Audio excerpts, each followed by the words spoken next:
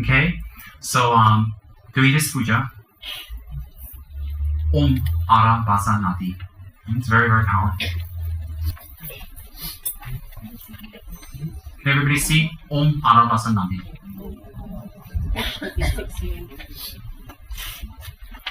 Om Ara Basa Nadi.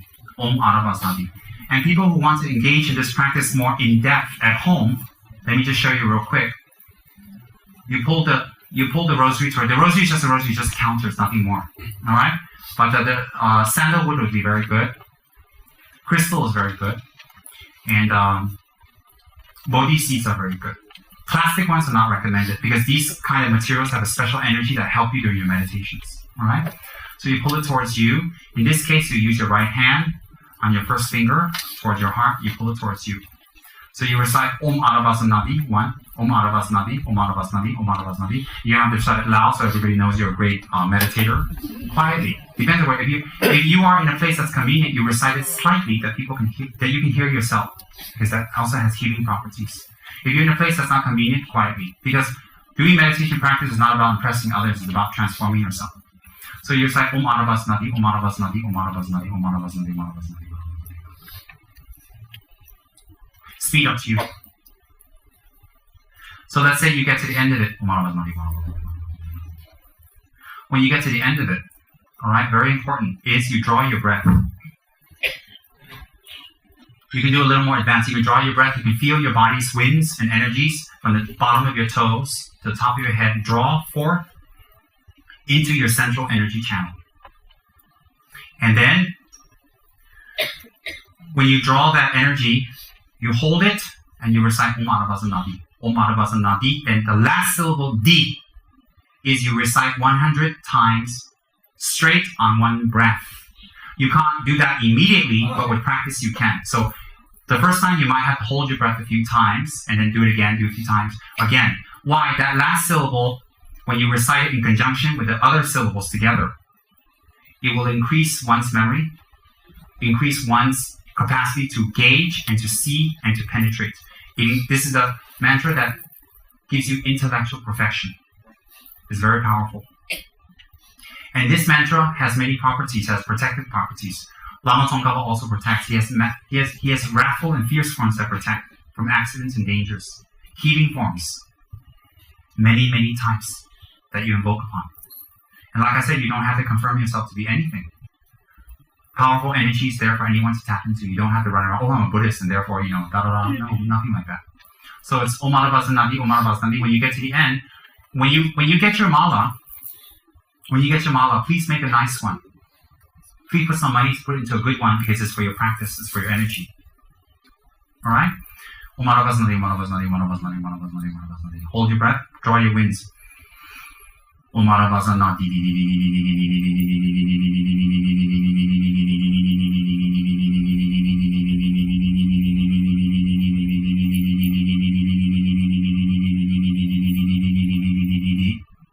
Swallow. It's very, very powerful for moving the winds in your body, for improving one's memory, one's intellectual capacity. It works. Trust me, it works.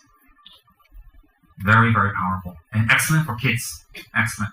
So if you're going to do it longer, you can do 2 rounds, 3 rounds, 4 rounds, Om Arabasa Nadi. At the conclusion of your rounds, listen carefully, at the conclusion of your rounds, then you do the 100 DDDDs. So for new people, you don't hold your breath because we don't want to have to call ambulance. So I'm like, oh my God. You want to take it to the Pentai hospital. No. So for you new people, don't try to be a big yogi from the Himalayas. You go, it's okay. You practice. It'll become better. So like I said, I don't want to call the ambulance for any of you guys, the Red Crescent, and then you come here, take you away, to say, what happened? What kind of meditation session is this? So you practice. Right? Nobody's overnight success here.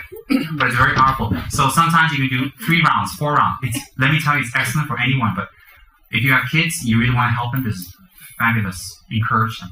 Om Arabasa Nadi, Om Arabasa Nadi, Om Arabasa Nadi, Om Arabasa Nadi, Om Arabasa Nadi. So let's say you did 10 rounds of Om Arabasa Nadi because you had a free day and you want to reward yourself. Om Arabasa Nadi, Om Arabasa. At the end of it, Om Arabasa Nadi, 108 times.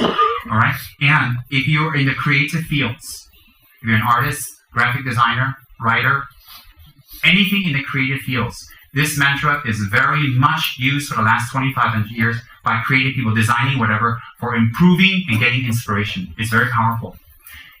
This mantra is related to the Buddha of intellectual perfection, arts, science, learning, all. So people in the creative fields, this is an excellent mantra to focus on and to do. Excellent. You do it over a period of time. And sometimes if you get brain stuck on something, you just take a deep breath and relax and do this mantra. A couple of rounds. It's quite helpful. When I was very young in school, when I forget things, I'll do this mantra and just relax. I can remember it. It happened to me. It's not a miracle. Your mind's relaxed. The winds come. So what happens is it's scientific also. It's not something only mystical. But on top of that, because it is a mantra, mantra is words that are the essence of a particular Buddha. The particular Buddha's manifestation in the form of words and sound. And sound is very powerful. Very, very, very powerful. Even animals can feel it. Animals can feel the sound. So what happens is it's very powerful. For people in the creative fields, it's wonderful. You're a makeup artist, you're a graphic artist, whatever, you're a culinary chef, you run out of ideas how to cook. You're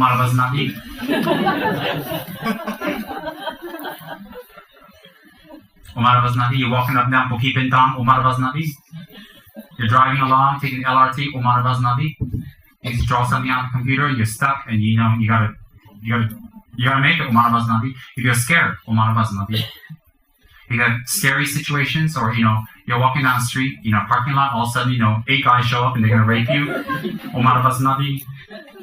Oh, it helps. Protect it. It invokes the protection. Definitely. I always have fear of rape. I've got this big thing about rape. Whenever I go to the parking lot, I scream, I got this perpetual rape, fear.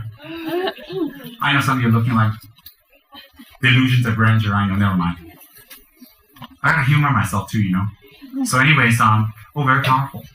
And if someone's going away, if someone you miss, or someone's in trouble or in danger, you don't know what to do. Instead of sitting there crying and poor me and freaking everybody out, in front of Lama Tsongkhapa, recite Om Mani Padme Hum and dedicate it towards them. Think Lama Tsongkhapa is there in front, and visualize the person in front of Lama Tsongkhapa under his protection.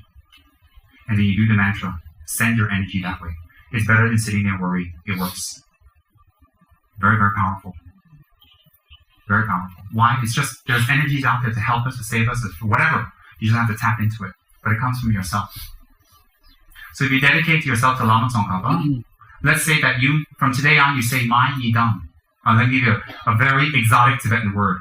Mai Yidam is Lama Tsongkhapa. Yi is Tibetan for mind. Dam means to hold. Something that holds your mind. Holds your mind from suffering, holds your mind from danger, holds your mind from negative states. Yidam. And something that holds your mind. That refers to your personal tutelary or personal Buddha. So everybody has an energy. Tonight I feel it's mostly Lama Tsongkhapa. So what happens if you hold Lama Tsongkhapa as your personal Yidam or meditational deity and you engage in the practice? I have teachings out on Lama Tsongkhapa's practice, you can get it. I'll give it in the future too. And I have transcripts out. I think it'll come out in books or something soon. Anyways, transcripts out on the teachings also. And I received them from Kapcha Tsem Rinpoche. And I received it from His Holiness Kapcha Ling Rinpoche, Dalai Lama's Guru, twice. So 2 times. That's where I'm giving you the lineage where it came from, so it's valid. I didn't make it up myself. Lineage is very important, where it came from, validity. You can't make it up. So this practice is very powerful for that. And if you take Lama Tsongkhapa as your personal deity, you don't have to convert. You don't have to call yourself Buddhist. You don't have to wear it. You change it. Just be yourself. But better. Where did I read that before? I think it's a fitness first shirt, but never mind. Something ridiculous. Be yourself, but better. Never mind. And anyways, you take Lama Tsongkhapa, you can have a beautiful picture of him, framed. You can have a beautiful poster of him, not framed. Up to you. You can stick it up with blue tack. And if you're smart, you get a nice statue. Clean it well. Put powerful mantras inside. Ooh, powerful mantras. Isn't that New Age? Don't you love it? Seal it. And then you can set up a nice little simple shrine. Don't do it the Chinese way, please. Don't. Chinese people are very, very, very careful and they're very respectful. Just relax. You put a Lama Tsongkhapa there, you don't have to put an urn, 3 incense, 2 incense, 1. Forget it. Lama Tsongkhapa is not coming to you to suck your incense. Don't worry about it. And then they asked me, do I offer 1 or 3? I said, offer 1.5, man. He doesn't care. What do you think? Oh, 3 incense, I'll bless you. 1 incense, no bless you. No, we're not like that. And then, I've gone to people's houses where they have Kuan Yin statues, they don't move for over a decade. I'm not kidding you. I don't go to the house to give in Dharma tea. I go there to clean up the altar because they're scared. So I'm standing on the altar like, because it's stuck. And then the whole area has not been touched. I'm not making fun of them. That's how respectful they are. But I'm telling you a new message.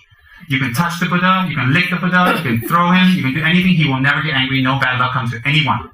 Okay, did everybody Chinese here hear that? Indian too. Indian, very respectful. Very, very respectful. And they put all kind of clothes and make them like Barbie dolls. But anyway, that's their respect. It's beautiful. So if you have the fortune to get a Lama Tsongkhapa statue, put beautiful mattresses that we can do it for you, and put beautiful chakras. A Lama Tsongkhapa chakra is very powerful. We'll talk about that. Get the teachings and chakras, and you listen to you guys are gonna walk around like a cow with 10 chakras, I promise you. And I don't wear any chakras. You know why? I just go from Anyways, then you can have a little shrine in somewhere, in anywhere. Not the toilet though. Anywhere. You have it in your bedroom. So if you invite your friend over, you want to have bubli, just cover it. That's all. No problem. Some people only have 1 room. They say, how? I have bubli, and I said, it's okay. You think whether you have a Lama Tsongkhapa statue or not, he can see you're having bubli. They actually are so scared. Statue there can see bubli, no statue cannot see. I said, come on, he's a Buddha. Don't worry. They said, what about I change? Some lady said, how? I said, trust me, Lama Tsongkhapa is not looking. When you change, he's going like that. He's a gentleman. Don't worry about all that. They're a Buddha. Their mind is way above us. They don't have conventionality, and right, wrong, this from your heart. You have 1 teeny little room, you gotta share it with Tsongkhapa, fabulous. Just share it with him, just say, excuse me, I gotta change. He doesn't get pissed off, he's always happy. You want to offer water, you want to offer beer, up to you. Tsongkhapa accepts anything from your heart. Why do you make offerings to Tsongkhapa?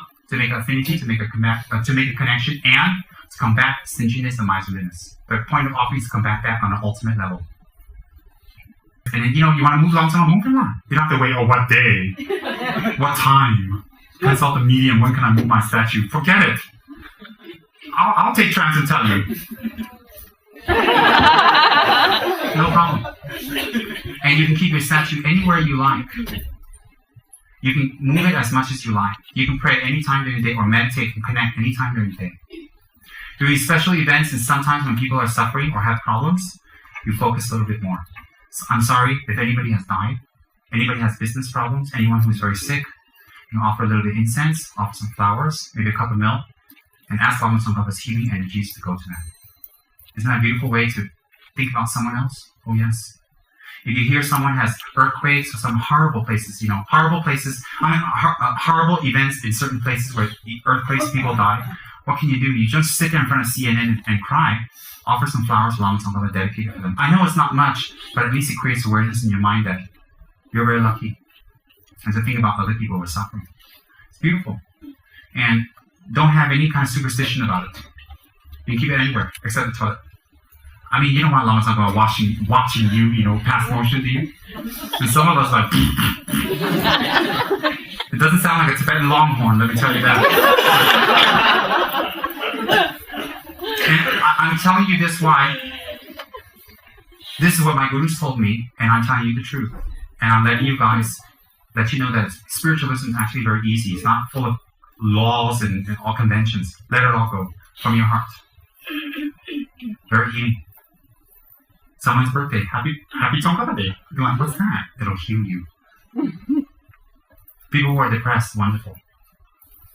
You want a bulky statue? Never mind. Your loss. Get a nice poster. Connect. Because it helps you to visualize.